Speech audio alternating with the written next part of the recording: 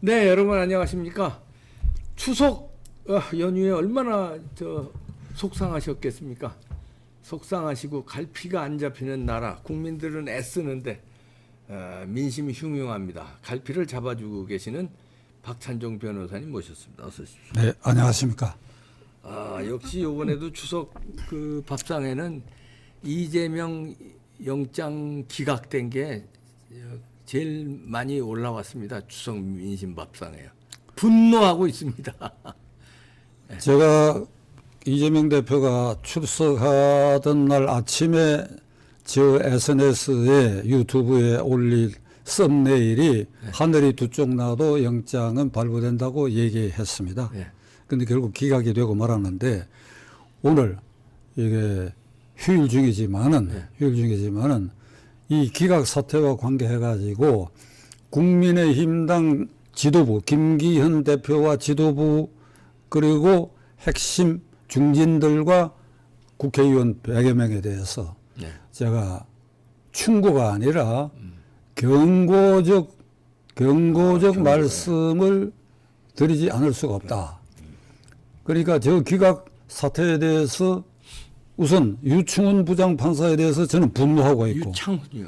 그 분노를 사귀고 달래기 위해서는 국민의힘당이 이런 식으로 지금 무기력하게 대응하고 제가 보기에 이 사태에 무장해제한 것 같아. 그러니까 아무런 대응책도 안 내세우고 아마 속으로는 연휴가 겹치긴 했지만은 저런 일이 반복되면 결국 내년 총선거 지금 6개월 남짓 남았는데 저런 이재명이가 지도하는 민주당에 누가 표를 던지겠느냐. 혹시 이런 안이한 생각을 국민의힘 당 쪽에서 한다고 한다면 이건 중대한 오류에 해당한다. 국민의힘이야말로 지금 싸워야 된다. 싸워야 된다. 지금 윤석열 정권은 국가의 주요한 그 작용 중에 4가지 작용이 있다고 한다면 헌법상으로는 우선 행정부. 윤석열 대통령 행정부 수반이니까 일단 행정부가 그 휘하에 있다고 봐야 돼요. 그 다음에 국회는 이재명이가 장악하고 있어요. 과반수 넘게. 마음대로 하고 있잖아요. 그렇죠. 그 다음에 사법부 이재명이가 장악했지요. 이재명 앞에만 가면 이재명과 관련된 사건은 그 사법부가 이재명 앞에만 가면 꼬리를 내려버려. 대표적인 것이 권순일이가 대법관으로 있으면서 이재명의 공직선거법 위반 사건을 무죄 판결해가지고 그가 정치적으로 살아나게 한 것도 이게 그렇죠. 사법부다 이게. 그렇죠. 그런데 이번에는 공교롭게도 그 권순일의 대전고등학교 후배이기도 한 그러나 그것이 문제가 아니고 잠깐 막 그런 인연 정도 작용했는지는 알 수 없으나 유충훈 부장판사라는 자가 이번에는 이재명의 결정적 구속영장을 발부해야 할 이 상황에서 이걸 기각 결정을 했다. 그러니까 사법부의 재판권이 이재명 앞에 가면 작동이 구부러지고 작동을 멈춘다. 그러니까 사법부가 이재명에게 장악되고 있다. 그 다음에 언론, 공중파, MBC, KBS 이 순간까지도 윤석열 때리는 거 아니에요. 윤 정권 때리는 거 아니에요. 제 발을 맞추고 있어. 그 방송에서 대통령 하야 얘기까지 끄집어내고 있잖아요. 가짜 뉴스를 퍼뜨리고 있잖아요. 그러니까 주요한 국가 작용 4개 중에 기껏 4분의 1, 25%만 장악하고 있는 이 대통령을 갖고 있는 여당이 그렇다면 이 나머지 셋과 싸운 데 있어서 결기를 보이고 뭘 보여야 될 거 아니에요. 그러니까 이번에 이 영장 기각 사태를 맞이해가지고 국민의힘당에 보낸 태도는 완전히 직무유기야. 직무유기야. 대변인인가 뭐 원내 대변인 발표를 통해 가지고 그냥 감성적인 성명만 발표를 기각 결정에 대해서 감성적인 성명을 발표해. 이게 말이 안 되죠. 그 안에도 법률가들이 있잖아요. 그러면 이게 왜 부당하고 불법한 기각인가 하는 것을 쉬운 말로 국민 누구에게나 듣기 좋게 잘 다듬어 가지고 걸고 이 연휴 기간에 국회의원들이 전부 지방으로 흩어지면 그 텍스트를 들고 가고 이게 이렇게 부당하게 한 일이다라고 하는 것을 홍보 전사들이 돼야 되는데 지금 눈에 뜨이지 않는다 이게. 그런 점에서 이 우파의 입장에서 윤석열 정권 탄생을 어쩔 수 없이 지지할 수밖에 없었고, 그리고 지금 1년 3개월 지나는 사이에도 그를 여전히 이렇게 버텨주기 위해서 좌파 공격에 앞장섰던 저 같은 사람들 입장에서 보면 국민의힘당 지도부와 국회의원들이 보이는 저 태도는 괘씸하게 짜게. 직무유기면서 괘씸한, 어떻게 보면 즐기는 것 같아요. 그러니까 이재명 체제로 가는 게 총선에 유리하다고 생각하는 것 같아요. 그래서 그냥 기분은 좀 나쁘지만 총선에는 우리가 저 오히려 유리할 거야. 이렇게 생각들을 하고 그런 말들을 실제로 쏟아내고 있습니다. 공공위원이요. 그 부분 이 대표 그렇게 말씀하셨으니까 네. 제가 이 방송을 반드시 국민의당 지도부와 국회의원들의 보도로 제가 이 카톡으로도 저 일하는 일꾼들 시켜가 전부 보내드릴 생각입니다. 네. 그러니까 제가 이렇게 얘기를 하고 싶어요. 네. 지금 이 대표처럼 국민의힘당 그거는 다수가 그렇게 그렇게 생각하고 생각하고 있는데, 자 간단하게 이 얘기를 해봅시다. 네. 이게 투표라고 하는 게 지금 현재로는 어차피 경상도 전라도 표가 갈려 있으니까 양쪽에 30, 30 기본표가 있어요. 네. 중간에 40표가 부동표라고 봐야 되거든. 네. 지역적으로는 수도권이고. 그런데 기권자가 어디가 제일 많은가 하면 부동표가 제일 많아요. 네. 역대 국회의원 선거에 60% 넘은 득표를 가진 그 선거가 별로 없었어요. 제 기억으로. 네. 대통령 선거는 80% 넘은 일도 있었지만 아마 지난번에도 70%좀 넘었을 겁니다. 네. 자, 그렇다면 이게 이 부동표 40%가 거의 대부분 기권한다고 봐야 돼요.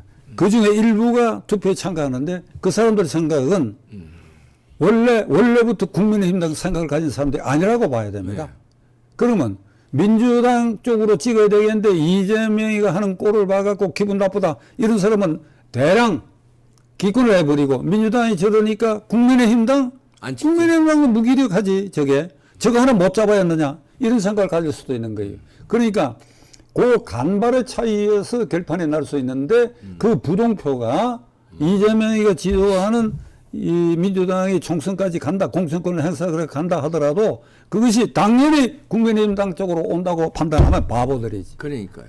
그러니까 아주 외줄타기에 서 있다고 생각해야 돼. 그럼 이런 경우에 그 부동표를 겨냥해서도 왜 이 기각이 부당하느냐 하는 것을 그냥 쥐어짜듯이 혼을 담아가지고 국민을 이 추석 연휴 기간에 이 설득을 해야 되는데 그걸 안 하고 있다. 그걸 안 하고 있. 그게 말입니다. 그러다 유창훈 부장판사가 그런 판단을 내렸는데 유창훈 판사가 우리 이제 법조인 아닌 사람이 봤을 때 법은 상식인데 상식적으로도 이건 말이 안 된다. 근데 법조인들이 볼 때도 이게 유창훈의 이 기각 판결이 법을 위반하거나 아니면 이 무슨 처벌의 대상이 되거나 뭐 무슨 이런 게 없습니까? 그냥 저렇게 하고 말아야 되는 겁니까? 그냥 말면 안 되죠. 안 되죠. 예. 그러니까 그냥 말면 안 되는 것의 그 공격의 주체가 국민의힘당이 돼야 된다. 예. 제야의 저 같은 유튜브 이봉규 같은 유튜버들이 소리 지를 일이 아니고 예. 우리들도 소리를 질러야 되겠지만은 제도권 안에서 국민의힘당 너희들이 말이야. 그렇죠. 김기현 그리고 국회의원 너희들이 말이야. 네. 제도권 안에서 싸워야 된다. 1. 영장 반드시 재청구하도록 해야 된다. 영장 청구 재청구. 그러니까 왜 재청구해야 되는 사유는 거기 국민의힘당에도 판검사 출신들이 수두룩하게 있다고. 네. 거기서 얼마든지 모범당을 만들어낼 수 있을 것이다. 네. 검찰이 재청구해야 한다.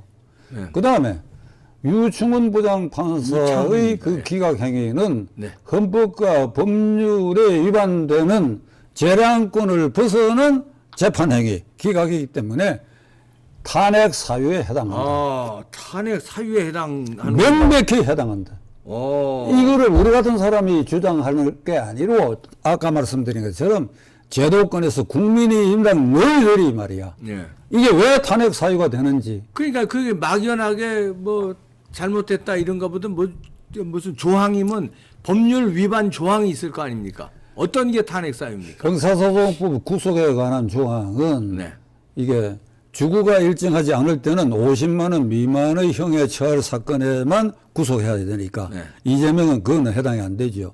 그다음에 이게 도적 우려가 있다는 거기에는 극한적 선택을 할 위험이 있는 것도 도적 우려라는 개념에 넣어야 돼요. 네. 자, 일단 그건 없다고 그것도 보면 뭐 100번 양보해서 없다고 없다고 치고요. 보고 증거 인멸의 우려가 있을 때 이게 이제 첫째입니다. 그런데 증거 인멸의 우려는 다음과 같은 사항을 참고하도록 되어 있다고.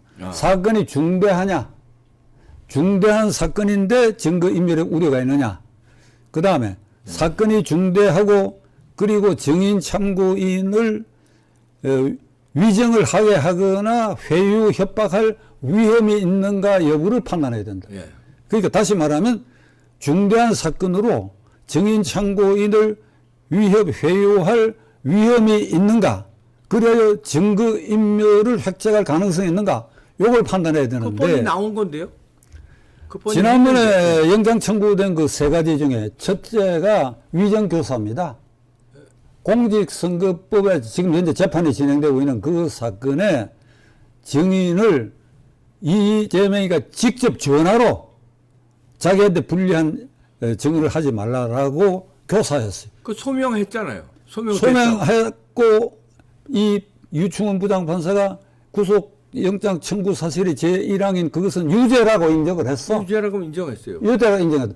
그러면 저는 2항, 3항의 백현동 사건과 대북 송금 사건을 빼고 그 하나가 위정교사로 유죄로 인정할 수밖에 없다라고 한다면 나머지 사건에도 이런 자는 위정교사라는 게 광범위한 사법방해고 예. 증거인멸 행위 아닙니까? 그러니까 나머지 일에도 판단을 보류하고 이게 증거인멸과 사법방해의 위험이 있으니까 그것만 갖고도 영장을 발부해야 돼. 그것만 가지고. 그거만 갖고도. 당연한 거. 공직선거법 위반이 가볍다 아니지. 공직선거법 위반은 가볍고 대북 송금 사건이 무겁고 그다음 백현동 사건이 무겁고 그게 아니지요. 예. 범죄의 질로 따져서는 구속 사유에 증거 인멸이 있느냐 없느냐, 그 우려가 있느냐 없느냐, 중대하냐 아니냐 요 판단을 본다면 그거 하나만 영장이 청구됐다 하더라도 구속해야 돼요. 근데 구속해야 될 당연한 명백한 사유가 있는데 구속을 안 하면은 직무유기입니까? 아니면 뭐 위반입니까? 어떤 판사로서 뭘 위반한 겁니까? 그러니까 우선 그걸 다시 한번 정리를 하면 세 가지 중에 하나를 유죄로 인정했다. 유죄. 네. 그 최종 판결 비슷한 소리를 해놨다고. 이건 증거가 충분하다 그랬거든. 네. 그러면 그거 하나만 갖고도 명백한 구속해야 사유인데, 되는데 구속 사유. 나머지 둘 백현동이나 이게 대북 송금 사건에도 증거가 엄청나게 많이 있어. 그런데 어떻게 판단하는가 하니까 이게 본인이 직접 개입했다고 볼 수 있기가 어렵다. 어려우니까 구속해야 되는 거 아니냐면. 그러니까요. 어려우니까 이 사람이 증거인멸을 획책한 여러 상황을 다 증거를 내놨잖아요. 네. 그러면 자 헌법으로 돌아갑니다. 헌법과 형사소법으로 돌아갑니다. 지금 이 대표가 말한 것처럼. 그러면 이게 불법한 영장 기각이다 이거지. 헌법의 법관은 그러니까 유창훈 판사가 불법을 저지른 거죠. 헌법의 이 법관에 대해서 네. 법관은 이 헌법과 법률에 의하여 양심에 따라 독립하여 재판한다 이렇게 돼 있거든. 네. 헌법과 법률에 따라야 된다 이게. 네. 그러면 형사소송법 구속에 관한 조항은 이와 같이 중대 사건이고 증거인멸의 우려가 있으면 이건 반드시 구속해야 돼. 이걸 틈새로 줄 이유가 없다고. 그럼 요즘에 형사소송법 위반이 되는 겁니까? 그렇지. 형사소송법을 적용하는데 그가 직권을 남용해서 이걸 위반했다. 그러면 탄핵이 되는 거지. 법관이 헌법과 법률이 위반되는 행위를 했을 때 네. 당연히 이건 탄핵 탄핵 사유가 사유. 네. 된다고 봅니다. 그리고 그 탄핵의 경중을 한번 따져봅시다. 네. 문재인 정권 때 임성근 도정부군 부장판사. 부장판사, 그 다음에 한 달 전에 검사를 이게 탄핵했잖아요. 네. 탄핵 이기를 했잖아요. 그 민주당이 탄핵 발의는 대통령을 빼고 나머지 공직자에 대한 탄핵은 제적 3분의 1 이상이면 되거든. 네. 그리고 이제 결의는 절반이 넘어야 되니까. 그러니까 국민의힘당으로서는 이 유충훈 부장판사의 탄핵이 발의는 할 수 있어도 돼. 이길 정도에서 못 미치는. 예. 그러니까 임성근하고 그다음에 검사는 발의도 하고 과반수가 넘으니까 다 탄핵해 민주당이 버리는데. 주도했으니까 그렇고요. 예. 그러니까 임성근 부장 판사의 경우에는 대법원 헌법재판소에 가서 각하가 됐습니다. 그런데 그 혐의가 뭔가 하면 서울지법 형사 수석부장 판사로 있으면서 삼성 야구팀의 어떤 선수의 도박 사건에 이걸 벌금형을 선고하라라고 그 재판에 압력을 넣었다. 개입했다. 네, 개입을 했다. 라고 하는 것으로 탄핵이 됐다고. 이 검사에 대한 탄핵은 내가 보기에 황당무계한 일이니까 이게 검사 길들여야 되겠다는 생각으로 터무니없는 걸 갖고 얘기를 해버렸거든. 그러니까 여기에 비하면 유충훈 부장판사의 혐의는 명백하게 헌법과 법률에 위반된다. 예. 막연하게 불구속 수사가 원칙이다. 의심스러울 때는 피의자의 글 따른다. 아니지요. 수사라고 하는 것은 반드시 구속을 해서 수사할 필요가 있을 때는 반드시 구속해서 수사해야지요. 네. 그걸 형사소송법은 이게 증거인멸의 우려가 있다. 그 증거인멸하고 그 대표적인 위정교사죄를 제1 부의사실에서 인정을 했단 말이에요. 그러면 이 상의 사실에도 그 외곽적인 여러 증거를 비춰봐서 증거인멸의 흔적이 많은데도 이걸 싸잡아가지고 증거인멸의 우려가 없다. 그럼 누가 납득을 할 거야? 예. 하느님도 납득을 할 그러니까 거야. 유창훈 부정판사는 형사소송법을 위반해서 불법을 저지른 사람이기 때문에 탄핵이 가능하다. 형사소송법의 구속 조항을 위반한 사람이에요. 위반했. 예. 월권해서 위반했. 예. 당연히 영장 발부해야 할 사안을 뭐, 영장 발부를 하지 않았다. 예. 그러니까 탄핵 사유가 된다. 그럼 자, 그런데 국민의힘 이제 국민의힘이 정족수가 안 되잖아요. 사유해봐야 민주당이 뭐 통과 안 시킬 게 뻔한데 그거 뭐하러 하느냐. 이렇게 또 의문을 품는 사람도 있어. 허나마나한 탄핵을 뭐하러 주장하느냐 이렇게 얘기할 수 있습니다. 왜냐하면 국민의힘이 숫자로 탄핵을 밀어붙일 숫자가 안 되니까요. 국민의힘당이 지금 기가 빠져 있는 상태 같으면 탄핵 발의 자체를 엄두도 못 낼 거예요. 발의도 못하죠. 예. 이게 기가 빠져 있는지 안 빠져 있는지 모르겠는데 저는 오늘 이 휴일 중에 이 방송을 통해 가지고 야, 이 사람들아 탄핵 사유가 명백한데 탄핵 발의해야지. 지금 3분의 1 이상은 되잖아요. 100 몇 명 갖고 있으니까. 네. 해가지고 발의는 할 수 있는 거예요. 발의해야지. 그리고 민주당 안에도 양심분자가 있을 수 있지 않느냐 이거야. 거기 한 5, 60명 걸고 모으라 이거야.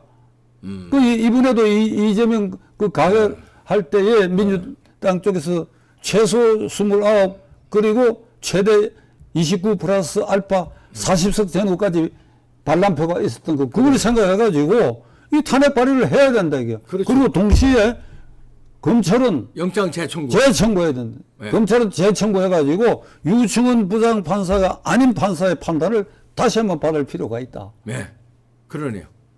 영장 재청구하고 국힘당은 숫자에 밀린다 이 핑계 대지 말고 발의하고 어떻게든지 숫자를 저쪽에서 뽑아올 다시 말해서 이재명 영장 청구 가결했듯이 거기에도 얼마든지 반란표가 있으니까 그 반란표 한 명이라도 더 늘려서 영장 체포동의안 가결했듯이 이 유창훈 부장판사에 대한 이 탄핵도 가결되도록 하면은 할 수 있다. 해야 된다. 이렇게. 다시 한번 제가 강조할 결론이에요. 것은 아까 이제 행정부는 대통령 휘하에 있다. 그 인사권도 있고 휘하에 있지만은 이제 국회는 저쪽이 민주당이 장악하고 사법부도 이게 이재명 앞에 가면 무력화된다. 네. 권순일 재판 대법관의 케이스가 있고 이번에 유충훈 부장판사의 경우가 있다. 그렇기 때문에 제3의 다른 판사의 판단을 반드시 받아야 할 사안이다. 네. 이것을 국민들에게 설득력 있게 설명을 해라 이 사람들아. 예. 이 영장 사람들아. 재청구하고. 마지막으로 다시 한번 김기현 대표와 핵심 당직자 국회의원 여러분들 당신들 지금 무장해제 상태야. 왜 안 싸우느냐 이 말이야. 네. 싸워라. 네. 싸워야 된다. 싸우지 않을 거면 사표 내고 공천이고 나발이고 그냥 끝내라 니들은. 네. 박찬종 변호사님이셨습니다. 감사합니다. 수고하셨습니다.